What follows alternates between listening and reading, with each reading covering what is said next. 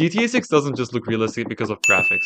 It looks realistic because the movement feels real. And that comes from motion capture, a technology that is not only used in games, but also in movies, medical research, rehabilitation, and many more fields. I work with motion capture and EMG systems in biomedical engineering projects. So today, I want to break down how this technology actually works, how it contributes to the realistic features in GTA 6, and how it contributes to the medical science. Also, if you want to see more videos like this, hit that subscribe button and let's get into the video. Motion capture is basically a way of recording the movement of human, animal, or an inanimate object as a 3D data for analysis, playback, and remapping.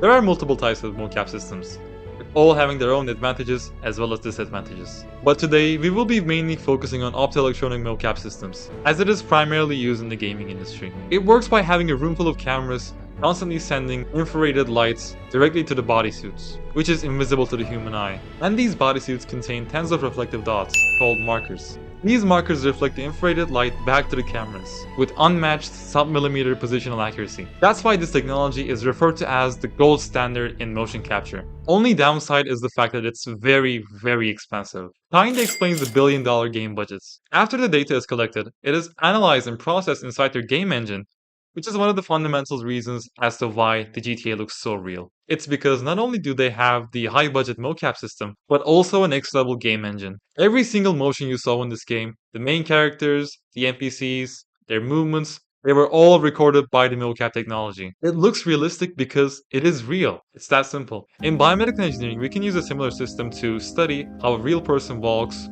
runs, and recovers from an injury. For example, in gait analysis, motion capture can help us understand how someone walks after a stroke, surgery, after getting an implant. We can actually measure joint angles, step length, balance, and we can track the patient's movement change over time. This is really important in rehabilitation, because we can analyze and track if the patient's movement is becoming more symmetrical, stable, or efficient. It is also used in sports biomechanics. When an athlete jumps, lands, mocap can analyze how their joints move and where they may be putting too much stress on the body. That can be useful for performance, but also reducing injury risk.